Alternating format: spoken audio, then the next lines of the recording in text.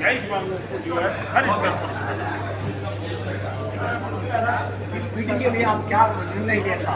हाँ ये मीटिंग की है ना, ये मीटिंग का आपका निर्णय क्या, यूनियन की मीटिंग क्या लिया? हाँ वही निर्णय लिया है कि जो नए चेंजेज आ रहे हैं, जैसे बीमा सुगम है, बीमा विस्तार है, बीमा वाहक है, नई टेक्नोलॉजी है, इन सारी चीज़ों को लेके क्या उसमें गवर्नमेंट कर सकती है कि जो खामियाँ हैं उनको दूर की जाए। चेंजेज ऐसे हैं जो अच्छे हैं, लेकिन कुछ चेंजेज ऐसे हैं जिनसे अभिकर्ताओं और पॉलिसी धारकों के हितों पर कुठाराघात होगा। उनको प्रबंध तंत्र तक ठीक प्रकार से पहुंचाना, सरकार तक ठीक प्रकार से पहुंचाना, और ये तभी हो पाएगा जब सब हम लोग संगठित होंगे और संगठन के माध्यम से ही जो है कोई समाधान निकलेगा। आप इलेक्शन का निर्णय में तुम्हारा एसोसिएशन किसका पार्टी का सम्मिलित देने का क्या नहीं? इलेक्शन आप कोई पार्टी को ना हमारा संगठन पूरी तरह से विशुद्ध रूप से गैर राजनीतिक संगठन है। हमारा किसी राजनीतिक दल से कोई संबद्धता नहीं है। व्यक्ति विशेष रूप से कोई अलग अलग पार्टी में हमारा पदाधिकारी हो सकता है, लेकिन जो हमारा ये प्लेटफॉर्म है ये पूरी तरह से नॉन पॉलिटिकल प्लेटफॉर्म है। और चूंकि अभिकर्ताओं का जो LIC के एजेंट्स का जो role in the society just to improve the financial condition of the people and government and the nation also, तो राष्ट्र की आर्थिक समृद्धि के लिए हम लोग काम करते हैं। लोगों को सामाजिक रूप से उसको आर्थिक सुरक्षा प्रदान करते हैं, परिवारों के लिए सुरक्षा प्रदान करते हैं, इसलिए हम किसी राजनीतिक पक्ष में नहीं।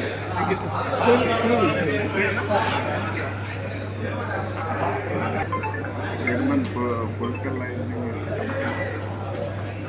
ఈరోజు నెల్లూరులో జరిగిన ఈ సమావేశానికి రావడం జరిగింది. ముఖ్యంగా మేము LIC సంస్థ కోసం మా ఏజెంట్ సుమారు 1956 నుంచి ఇప్పటివరకు సుమారు 40-45 లక్షల మంది ఏజెంట్లు పనిచేస్తున్నారు. తర్వాత దాంట్లో చాలామంది షహీద్ అయిపోయారు. తర్వాత మిగతా అందరూ కూడా చాలా కష్టపడి పనిచేసి సంస్థను బయటకు తీసుకొచ్చారు. మేము ఏజెంట్స్ ఫెడరేషన్గా మాకు ఏంటంటే ముఖ్యంగా పాలసీ హోల్డర్స్ని సంతృప్తి చెందిన ఎందుకంటే వాళ్ళ బోనస్ పెంచాలి, వాళ్ళు తీసుకున్న అప్పులు ఏదైతే వడ్డీ వసూలు చేస్తున్నారు అది బాగా తగ్గించాలి, ఎక్కడా లేని విధంగా ఈ రెండు విషయాల్లో మేము పాలసీ హోల్డర్స్ కోసం బాగా పోరాడుతున్నాం. అదేవిధంగా మాకు 1938లో మాకు నిర్ణయించిన కమిషన్ రేట్ ఏదైతే ఉందో ఆ కమిషన్ రేట్ ఇప్పటివరకు పెంచలేదు. ఆ కమిషన్ కూడా పెంచాలి అని మేము డిమాండ్ చేస్తున్నాం. దేశమంతా ఈ ఎలక్షన్స్ అయిపోయిన తర్వాత గవర్నమెంట్ ఏంటంటే 100 రోజుల్లో ఇన్సూరెన్స్ సెక్టర్లో రిఫార్మ్స్ తీసుకొస్తానని చెప్పడం జరిగింది. మరి ఆ రిఫార్మ్స్ మా అధ్యక్షులు చెప్పినట్టు అది పాలసీ హోల్డర్స్ మంచిదైతే చాలా ఆనందం మాకు, అంతకంటే లేదు. కానీ ఏ విధంగా ఉంటుందో అని ఒక భయం మాత్రం మా ఏజెంట్ అందరిలో ఉంది. అయినా సరే దీనికి ఏం చేయాలి అనేది గవర్నమెంట్ చేస్తాం. అదేవిధంగా ఇన్సూరెన్స్ రంగాన్ని డెవలప్ చేయాలని గవర్నమెంట్ కేంద్ర ప్రభుత్వం అనుకున్నప్పుడు దాని మీద ఉన్న GSTని పూర్తిగా తీసేయాల్సిన అవసరం ఉంది. అది హెల్త్ ఇన్సూరెన్స్ అయ్యిండొచ్చు, లైఫ్ ఇన్సూరెన్స్ అయ్యిండొచ్చు, ఏదైనా అయ్యిండొచ్చు. ఈ ఇన్సూరెన్స్ GST అనేది చాలా ప్రతిపాదనకంగా పాలసీ హోల్డర్స్ ఫీల్ అవుతున్నారు. కాబట్టి కేంద్ర ప్రభుత్వం ఈ విషయం ఆలోచించాలని మేము DFE తరఫున మేము కోరుతున్నాం. అదేవిధంగా దేశవ్యాప్తంగా ఎలక్షన్స్ అయిపోయిన తర్వాత ఆర్గనైజేషన్ దీనికోసం ఈ విషయాల్లో చర్చించడానికి దేశంలో అన్ని చోట్ల మేము నెల్లూరు డివిజన్ సర్వసభ్య సమావేశం ఏర్పాటు చేసింది. ఈ సర్వసభ్య సమావేశానికి 2000 మంది ఏజెంట్స్ మొత్తం 3 జిల్లాల నుంచి అటెండ్ అయ్యి సర్వసభ్య సమావేశం జరిగింది. ఈ సమావేశంలో ఏజెంట్స్ సంబంధించినటువంటి అనేక విషయాలను కూడా పరిగణలోకి తీసుకొని ఆ ఏజెంట్స్ సమస్యల మీద పోరాటం చేయాలని సర్వసభ్య సమావేశం కూడా నిర్ణయించడం. అదేవిధంగా ఎల్ఐసిలో అనేకమైనటువంటి మార్పులు వస్తున్నాయి. గవర్నమెంట్ ఆఫ్ ఇండియా తరఫున కూడా కొన్ని మార్పులు వస్తూ ఉన్నాయి. కాబట్టి ఈ మార్పులకు అనుగుణంగా కూడా ఎల్ఐసిలో చేంజెస్ని కూడా ఎప్పటికప్పుడు అప్డేట్ చేసుకుంటూ ముందుకెళ్లాల్సిన ఆవశ్యకత రానున్న రోజుల్లో ఎంతైనా ఉందని చెప్పేసి ఈ సందర్భంగా తెలియజేస్తున్నాం. రీసెంట్గా నిర్మలా సీతారామన్ గారు ఒక పేపర్ స్టేట్మెంట్ కూడా ఇచ్చారు.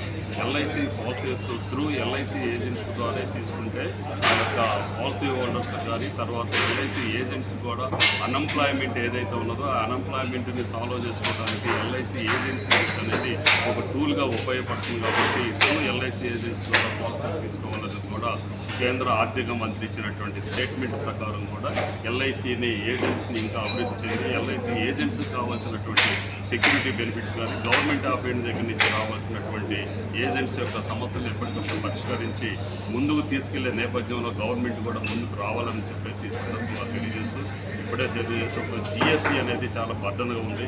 పాలసీ హోల్డర్స్ కూడా ఈ జిఎస్టీ అనేది ఎల్ఐసి పాలసీలు అనేది అభ్యర్థన చేస్తేనే పాలసీలు వస్తున్నాయి తప్ప అభ్యర్థన లేకుండా పాలసీలు ఎప్పుడూ రావట్లేదు. కాబట్టి ఆ జిఎస్టీ మీద ఒక నిర్ణయం రానున్నటువంటి గవర్నమెంట్ కూడా ఈ జిఎస్టీని పూర్తిగా రిమూవ్ చేయాల్సిన అవసరం ఉందని ఈ సందర్భంగా తెలియజేస్తుంది. నెల్లూరు డివిజన్ సర్వీస్ సెంటర్లో ఉన్నాను. నెల్లూరు డివిజన్ అంటే చిత్తూరు, నెల్లూరు, ప్రకాశం ఈ 3 జిల్లాలకు సంబంధించినటువంటి అసోసియేషన్ సెక్రటరీ ఉన్నాను. సో ఆ తర్వాత ఇటీవల కాలంలో విజయవాడలో జరిగినటువంటి ఆల్ ఇండియా యొక్క ఏజెంట్ల యొక్క సమాఖ్య యొక్క అంగన్వాడీ సమావేశంలో నేను జోనల్ ప్రెసిడెంట్ కావడం జరిగింది. అప్పుడు కర్ణాటక, ఆంధ్ర, తెలంగాణకి ఈరోజు జరిగినటువంటి నెల్లూరు డివిజన్ అంగన్వాడీ సమావేశంలో జీ సతీష్ శ్రీకాళహస్తి వారు డివిజన్ జనరల్ సెక్రటరీగా వారు ఏకగ్రీవంగా అనుకోవడం జరిగింది.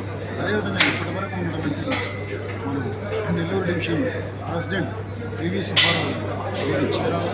మీరు మళ్ళీ డివిజన్ ప్రెసిడెంట్గా మీరు కంటిన్యూ అవుతున్నారు. కాబట్టి మీరందరూ కూడా నిరంతరం ఏజెంట్స్ సమస్యల మీద పోరాడుతున్నారు. ఏజెంట్స్ అనేక విధాలు ఇబ్బంది పడుతున్నారు. ఒకటి సెంట్రల్ గవర్నమెంట్ విధించేటువంటి కొన్ని ట్యాక్స్ రూపంలో ఇబ్బంది పడుతున్నారు.